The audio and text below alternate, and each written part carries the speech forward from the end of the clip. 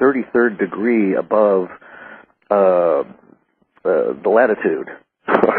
Yes, I know. They're really fond of these number combinations. 19.447 is a prime number within their system. 33 is all the permutations in terms of, sines and cosines of 19.47, such as 38 and 39 also have a place of honor, and they get really whipped up by all of this. But of course, to a certain extent, there's a real reason for it, because within universe, these are actually very key understandings that are required, and they represent hyperdimensional reality, or hyperdimensional metaphysical underpinning to reality. Just recently, there was these articles that came out that linked dark matter with the creation of the suns and all of this, and it's like, well, there was, several $100,000 of dollars to produce a well-duh moment. Everybody should understand that that's the case, because the universe is basically made of tetrahedrons, which is the smallest possible shape that can exist, and meet all of the criteria that the universe requires. A really good discussion of it can be found in Synergetics in like the first 4 chapter of Buckminster Fuller's work, and he goes on to describe how the universe has to be constructed, and lo and behold, years later, we discovered that indeed this is the case, and the hyperdimensional realities are in fact used by NASA and all the other science and even all of the shadow government, and they rely on it. And key components of those are embraced in these numeric codings of 33 and other significant numbers. Yeah, and that's true. And another interesting thing is that they use a lot of esoteric numerology and astrology as well. They're quite adept at that, probably because some of the people who are at the top of the ladder are beyond the 33rd degree of Masonry or whatever, Rosicrucian, whatever. No, if you're talking 33rd degree to be accurate, you'd have to say in the U.S. that would be the Scottish Rite. Anything above the 3rd degree, you're not technically a Mason. You have to be invited to pass out of the standard Mason lodge from which they recruit into what's known as the Scottish Rite. Ah. And then you go on to the upper echelon, and theoretically there's 13 degrees beyond the 33rd degree in the Scottish Rite. But the transition between the 32nd and 33rd degree is reputed to be quite tough. For many different reasons. But on the other hand, your statement is quite accurate, and these people take this numerology very seriously because they understand how the hyperdimensional nature of universe actually manifests, and that these numbers can be meaningful in that way. So, as an instance, the Hawaii is at 19.47 degrees of latitude because of the nature of the hyperdimensional structure of planet Earth. The red spots on the giant gas giants that are the perpetual storms are at 19.47 degrees latitude because of that same structure. Sunspots form in the sun at 19.47 degrees because of the internal hyperdimensional structure. Once you get all of this math down, then it becomes almost it does become, not almost, it is a form of very intense symbolism that can convey vast quantities of information in a relatively short period of time. So, for instance, the powers that be are real hyped on the number 11 and the number 9. Number 11, of course, is significant because it's the length of the sunspot cycle. It's also a key number in the formation of all different kinds of other numbers numerologically, and it is referenced as being one number past divinity, which was described as being the number 10.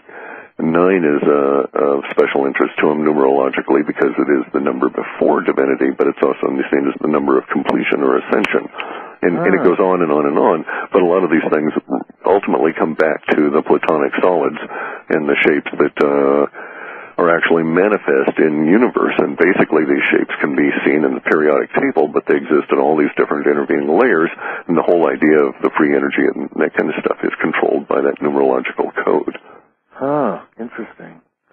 Well, you do believe, don't you, that the free energy has been around for decades and just simply kept under wraps?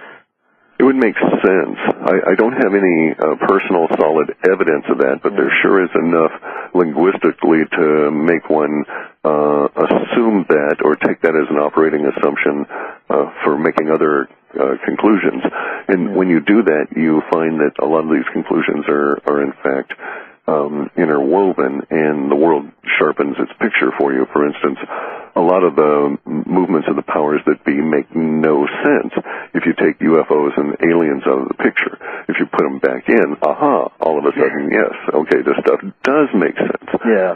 So it's one of those kind of extractions. I don't have any personal evidence for it, but yes, I'm operating under the assumption that since 1956, there's been basically a functional form of anti-gravity or / free energy available at the shadow world level. Yeah, absolutely. Absolutely. That makes a lot of sense. I agree with that totally. Now, some people are talking about the possibility of one way that the powers that be, one of the little games that they could play on us is a possible space war using holographic technology. And, with the winners, of course, being the heroes, and then they introduce us to our new masters, the Anunnaki, or whoever it is that they've got in under wraps. Is there anything in the language that comes around 2010, 2011 that would support... Unfortunately, I have to agree that you could read a lot of the stuff that's in our Alien Wars subset of the Space Goat Farts entity. You could read it that way. It could be taken as support.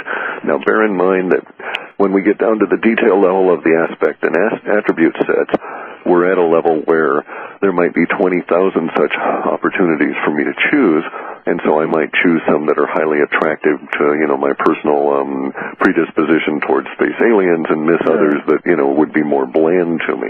Yeah.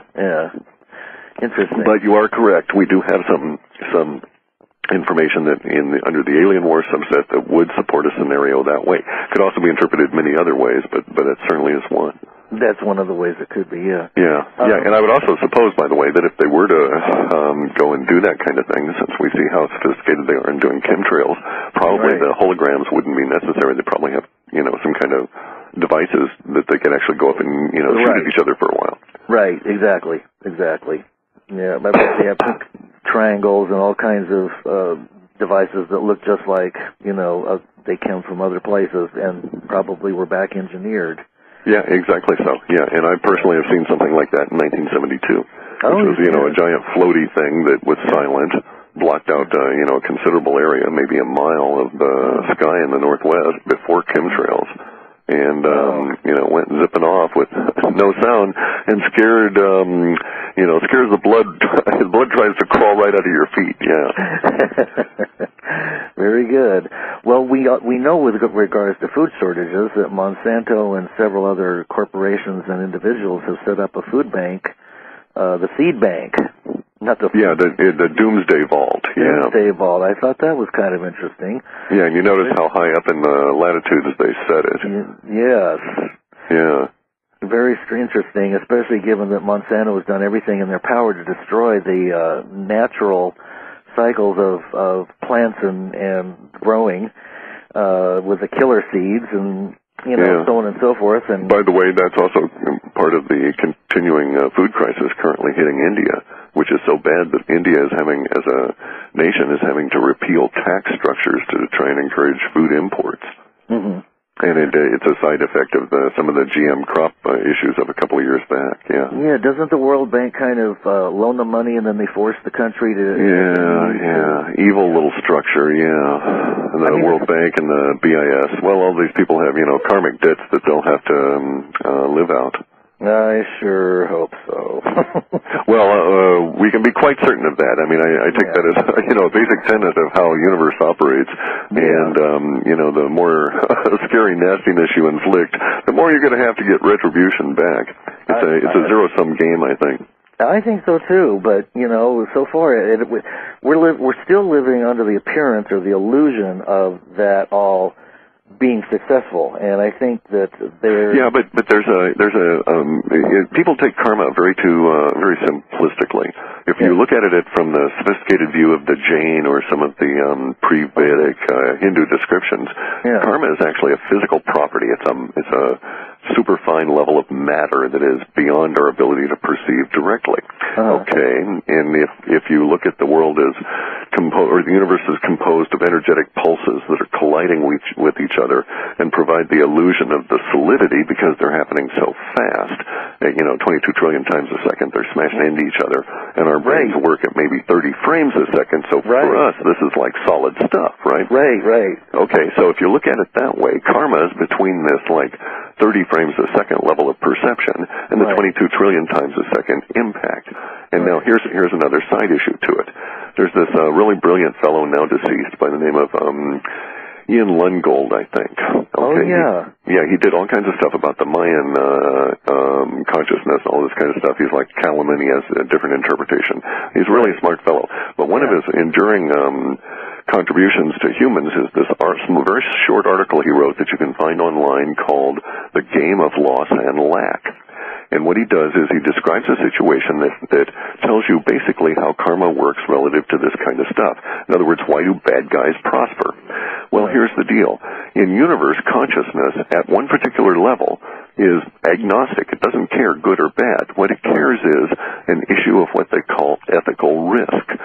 The more you put yourself out there as a subset of consciousness within this particular view of the game of loss and lack, the more you're generating, quote, excitement for other parts of consciousness to come your way, and it starts this like feedback loop. So the more you are bad, but do it in a particular mental mindset, the more your badness is accepted by universe, so to speak, and quote, rewarded, at least in the short run. Okay, ultimately we know, you can only take that so far before everybody gets, in terms of the consciousness that's coming and accreting to you, gets really bored with this same old repetition thing.